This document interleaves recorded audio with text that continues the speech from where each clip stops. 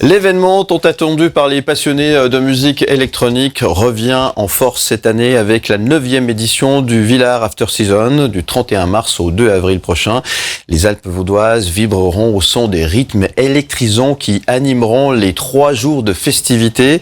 Après une édition réussie mettant à l'honneur les DJ suisses l'hiver dernier, l'After Season revient en force avec une programmation internationale de premier choix cette année. Le label Innervision notamment sera mis à l'honneur, offrant ainsi une expérience unique et authentique aux festivaliers. Pour en parler ce matin, c'est Christian Menard qui est avec nous. Bonjour Christian. Bonjour. Merci d'être avec nous. Merci d'être debout de si bon matin, de démarrer la semaine avec nous pour nous parler d'After Season et nous rappeler un petit peu le principe des After Season pour commencer. Voilà. Donc, l'After Season a été créé il y a 9 ans maintenant par Paul Bavot et Vincent Kramer. Et leur postulat de départ, c'était de se dire que il n'y avait pas seulement de la place pour des grands festivals, mais aussi pour un festival peut-être plus petit, en tout cas au départ, quoi, parce que maintenant il a passablement grandi, je dois dire. Ouais. Mais surtout un festival qui reste convivial, où c'est pratiquement une famille qui se réunit pour célébrer cette belle musique qu'est l'électro, et puis tout le côté festif de cette musique aussi. Quoi, la famille des clubbers, comme on les appelle. Ouais, des clubbers, mais il y a aussi il y a aussi beaucoup de gens qui se déplacent en groupe d'amis, etc., qui viennent là-bas. Il y a vraiment moi j'aime beaucoup cette musique, je participe à pas mal d'événements, mais franchement l'After Season a quelque chose de particulier. Côté famille, quoi. Alors on aime bien aller danser là-haut sur la montagne, il y a d'autres événements, il y a Modernity, je pense également à Polaris. Qu'est-ce que After Season a comme particularité s'il fallait...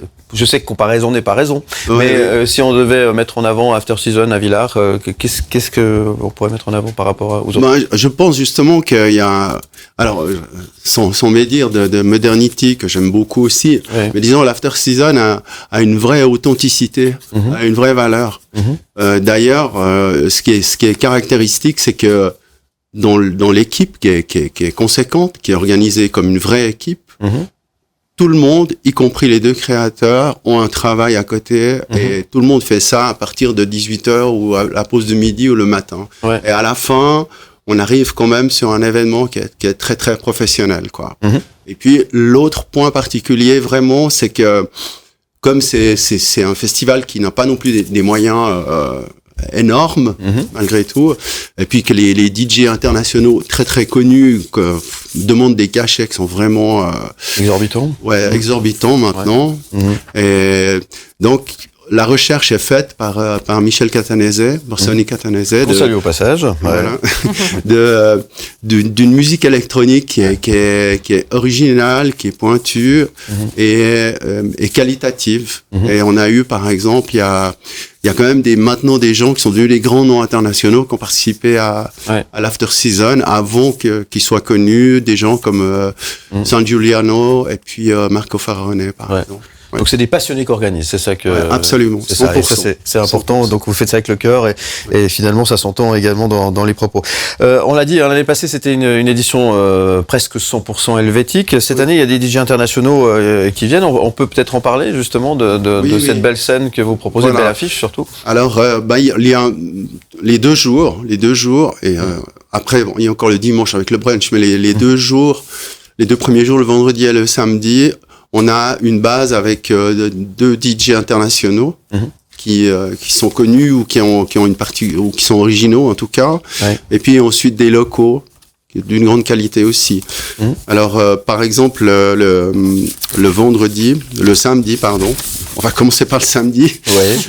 On a celui qui sera la vedette du festival qui s'appelle Jimmy Jewel. Qui a un tube l'année passée qui s'appelle My City on Fire.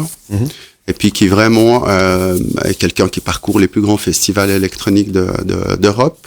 Il sera complété par Clément Bonelli, un Lyonnais, qui s'est spécialisé dans l'Afro House. Et puis après les DJ locaux entre guillemets, parce que là il y en a certains qui commencent vraiment à prendre beaucoup de place, comme le trio de J-Faz, Dimos et Shizo.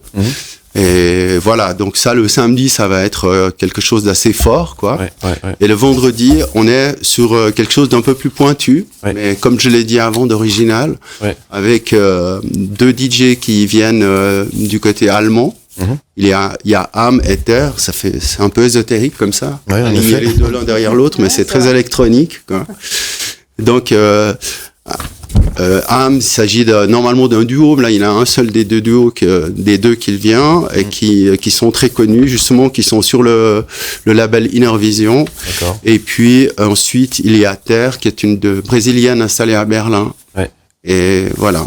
Et belle programmation. Hein. Voilà, exactement. Ouais, très bien. Alors, il y a toutes les infos sur afterseason.ch. C'est mieux de réserver avant de venir. Qu'est-ce que vous conseillez?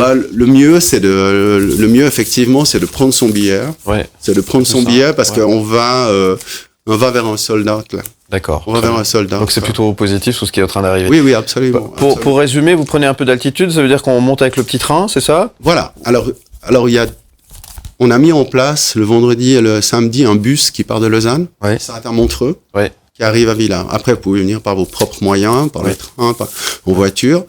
Vous arrivez avec le billet du festival, vous avez l'entrée, vous avez le billet de train qui est inclus dedans. Ouais. Pour monter au. Voilà, pour monter. Et il y a un train toutes les 20 minutes environ. Et il y a 15 minutes de montée avec une vue sur les Alpes vaudoises qui est extraordinaire. Ça fait une petite visite en même temps, alors. Oui, non, mais franchement, quand vous êtes en haut au col de Breté, donc ça se passe sur un restaurant qui s'appelle Breté 1808 et sur tout ce qu'il y a autour, là, il y aura une immense tente qui sera installée, etc. Et après, quand vous arrivez en haut, vous avez la vue c'est magnifique. Les Alpes vaudoises qui sont extraordinaires. Ça, c'est aussi des particularités du festival aussi. Voilà. C'est vrai que c'est un bel endroit, ça permet d'apprécier aussi l'environnement, ces belles montagnes, ce bel endroit qu'est Villars et Breteil, justement. Donc voilà, afterseason.ch, dépêchez-vous, vous l'avez compris, ça a l'air de bien se remplir. Absolument, donc, donc ce qu'on peut vous souhaiter, c'est du soleil, j'imagine, des bonnes conditions en tout cas. Oui, on espère qu'il y ait du soleil, mais de toute façon, il y a cette immense tente quand même qui peut accueillir jusqu'à 1800 personnes. Et puis l'autre particularité, juste 2 mots là-dessus, c'est le dimanche. Le dimanche, il y a un électro brunch. Donc ça veut dire que vous montez à midi, vous avez un brunch extraordinaire, et en même temps il y a un peu de musique, et après les DJ qui arrivent, et vous dansez toute l'après-midi jusqu'à 20h. Voilà, c'est sympa. Vous avez réinventé l'été dansant. Ouais, exactement. L'été dansant. Très bien. Merci beaucoup Christian Renard d'être venu nous parler d'After Season. Plein succès pour cette édition du 31 mars au 2 avril. Vous allez sur afterseason.ch pour en savoir un petit peu plus. Plein succès, des bonnes conditions, et puis à très bientôt pour de nouvelles aventures électro. Exactement.